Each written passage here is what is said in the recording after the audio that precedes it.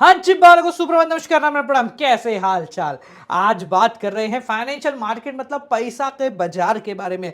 Chapter number 10 तक हम लोग आ चुके हैं। 10 का दम दिखाते हैं और चलिए शुरू करते हैं। पर शुरू करने से पहले सुबह 6 बजे वाली क्लास के लिए आना ना भूले भैया, वरना बहुत देर हो जाएगी। चलो तो शुरू करते हैं। फाइनेंशियल मार्केट क्या होता है? देखो, सिंपल से बात करें तो फाइनेंशियल मार्केट मतलब पैसे का बाजार, रोकने का बाजार, जहां पर क्रिएशन होता है, एक्सचेंज होता है, डिस्ट्रीब्यूशन होता है किसका? फाइनेंशियल एसेट का। फाइनेंशियल एसेट मतलब पैसा और पैसे से रिलेटेड चीजें, स्टॉक मार्केट वगैरह।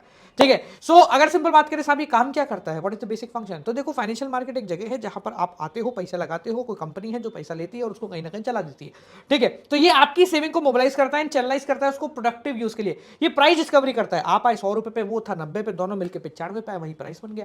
ठीक है। लिक्विडिटी प्रोवाइड करता है, आपकी जब इच्छा है फोन पे बटन दबाइए, पैसा बाहर निकाल लीजिए। ठीक है। ये आपका टाइम बचाता है, एफर्ट बचाता है, मनी बचाता है, वरना कहां ढूंढते कौन सी कंपनी को किसकी जरूरत है।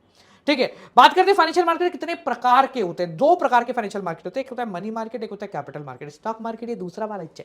पहले बात करें मनी मार्केट की, तो मनी मार्केट ये वो मार्केट है जो कि शॉर्ट टर्म फाइनेंसिंग, कम समय के लिए पैसा अगर चलाना है तो उसके लिए काम में आता है। इसमें आरबीआई, बैंक और गवर्नमेंट वगैरह ये लोग ज्यादा डील कर रहे होते हैं, बड़े बड़े कॉर्पोरेट हाउसेस ज्यादा डील कर रहे होते हैं। ठीक है। ये कम समय के लिए पैसा, अप टू 1 ईयर के लिए पैसा अगर आपको चाहिए या फिर लगाना है तो ही वहां पर काम आता है। ठीक है। इसके कौन कौन से इंस्ट्रूमेंट के थ्रू पैसा लगा सकते हो? जैसे कॉल मनी, बैंक जब आपस में पैसा लेते हैं 1-2 दिन के लिए तो वो कॉल मनी का इस्तेमाल करते हैं। ट्रेजरी बिल्स यानी गवर्नमेंट के जो बिल्स हैं वो इशू कर दिए जाते हैं किसको? बैंक्स को या फिर इधर बड़े बड़े हाउसेस को, जिसके बदले में पैसा लिया जाता है, डिस्काउंट में इशू करते हैं, मैच्योरिटी पे फ्री करना है। ठीक है। कमर्शियल बिल हो गया शॉर्ट टर्म के लिए, और कमर्शियल पेपर हो गया, बड़ी बड़ी ऑर्गेनाइजेशन है ना, वो कमर्शियल पेपर को इशू कर लेती है। ये तो हो गया मनी मार्केट, छोटा कुछ कम समय के लिए। अब भले समय के लिए पैसा लगाना है तो कौन सा मार्केट आता है? तो आता है कैपिटल मार्केट। इसके भी दो हिस्से भाई साहब, एक है प्राइमरी, एक है सेकेंडरी। प्राइमरी मतलब देखो, capital market basically the stock market जिसके बारे में आप लोग इतनी देर से सोच रहे थे।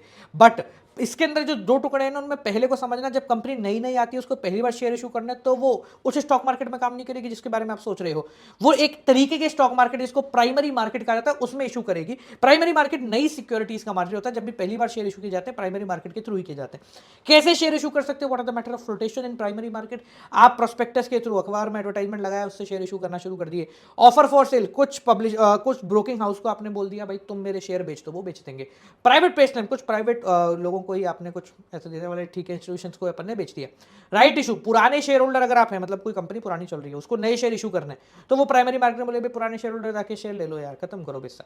ठीक है। आजकल काफी चल गया ईआईपीओज, इलेक्ट्रॉनिक इनिशियल पब्लिक ऑफर। तो इसके थ्रू इलेक्ट्रॉनिकली आप अपने फोन से भी शेयर को खरीद सकते हैं पहली बारी में, जब वो कंपनी फर्स्ट बार इश्यू होती है, जब कंपनी का आईपीओ निकलता है। अब आईपीओ आ गया, उसके कुछ दिनों बाद बाजार में वो शेयर आ जाएंगे जिसको हम कहते हैं सेकेंडरी मार्केट, जो अपने फोन में अपन देख रहे होते हैं, जो आप लोग खरीद रहे हो, बेच रहे हो, वो सब स्टॉक मार्केट के अंदर ही खरीद रहे हो। सेकंड हैंड शेयर खरीद रहे हो भाई, पहला नहीं है, सेकंड हैंड शेयर है आपका जो कि आप इसके अंदर खरीद रहे हो। अगर बात करें स्टॉक मार्केट की, तो भैया क्या काम होता है? ये लिक्विडिटी प्रोवाइड कराता है, आपको जब इच्छा खरीदो, तब इच्छा बेच दो।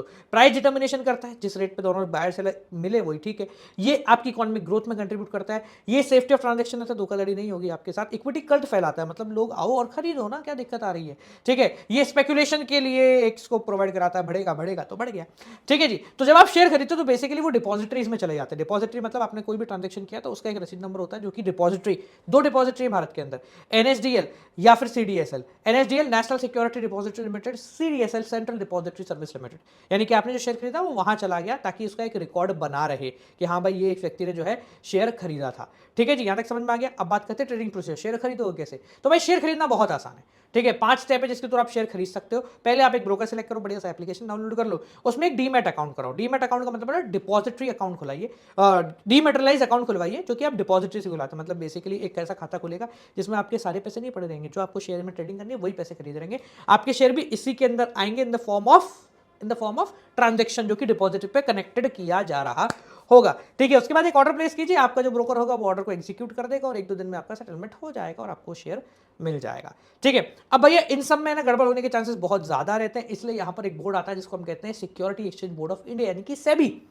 सेबी का गठन हुआ 12 अप्रैल 1988 में। इसका मकसद क्या था? इसका मकसद था कि भाई जो ये इतना बड़ा पैसे का लेन देन हो रहा है, इसमें थोड़ा ध्यान रखे, और कोई भी दिक्कत होती है, कोई परेशानी होती है तो उसको सुधारने का कार्य ये लोग कर रहे होते हैं। रेगुलेट करते हैं स्टॉक मार्केट को, राइट, और मतलब इन्वेस्टर के साथ कोई धोखाधड़ी नहीं हो उसके बारे में ध्यान रखते हैं, कोड ऑफ कंडक्ट बनाते हैं। फंक्शन को थोड़ा डीप में पढ़े तो भाई साहब कौन कौन से फंक्शन है? रेगुलेटरी फंक्शन होता है, प्रोटेक्टिव फंक्शन होता है, डेवलपमेंट फंक्शन होता है। रेगुलेटरी मतलब चलाने के लिए कौन कौन से फंक्शन? तो ब्रोकर्स की ट्रेनिंग करा देते हैं, रजिस्टर कर लेते हैं अपने साथ, ठीक है। और बेसिकली कहें तो फीस वगैरह और ये सारी चीज़ों के ऊपर ध्यान रखते हैं, एक्ट लागू कर लेते हैं, ठीक है। इंस्पेक्शन करते रहते हैं रेगुलर बेसिस पे। सेकंड आता है प्रोटेक्टिव फंक्शन, जो कि बेसिकली आपके साथ कोई धोखाधड़ी नहीं हो इसके बारे में ध्यान रखें। तो ये इनसाइडर ट्रेडिंग को रोकते हैं, अंदर का व्यक्ति बाहर नहीं बता पाएगा, ठीक है। पेनल्टी लगाते हैं ऐसा कुछ किया गया तो। इन्वेस्टर की प्रोटेक्शन के ऊपर ये बहुत ज़्यादा ध्यान रखते हैं, फेयर प्रैक्टिस और कोड ऑफ कंडक्ट बना के रखते हैं, बोथ इन्वेस्टर के लिए भी, साथ साथ में कंपनीज के लिए भी, और उसके साथ साथ आपके ब्रोकर्स के लिए भी सब कुछ बना के रखते हैं। भाई किसी को धोखाधड़ी नहीं करनी है ना, फ्रॉड कोई करता हुआ पकड़ा गया तो देखो जूते खाओगे, ठीक है। मिसलीडिंग स्टेटमेंट कोई पास नहीं करे, जैसे अभी कई जगह हो चुका है, ठीक है। उसके बाद आता है डेवलपमेंट फंक्शन, अंतिम फंक्शन होता है डेवलपमेंट, मतलब बेसिकली इन्वेस्टर की एजुकेशन प्रोवाइड कराते हैं, इंटरमीडिएट्स को ट्रेन करते हैं, साथ साथ में कोड ऑफ कंडक्ट और इन सबको लेकर प्रमोट करते हैं, और काफ़ी रिसर्च करते हैं, और आपको यूजफुल जो अखबारों में वगैरह मिल जाता है, ये सारी चीज़ें ये लोग करते रहते हैं। ठीक है जी, समझ में आ गया। तो ये आपका चैप्टर हो गया है समाप्त, 5 मिनट हो गए हैं। मिलते हैं आप लोगों से अगली वीडियो के साथ। पढ़ाई करते रहो, मजे में रहो, कोई दिक्कत को परेशानी हो तो जरूर बताएं। टेलीग्राम चैनल जरूर ज्वाइन कर लेना, बहुत सारी चीज़ उसके अंदर आती हैं। Till that keep on watching.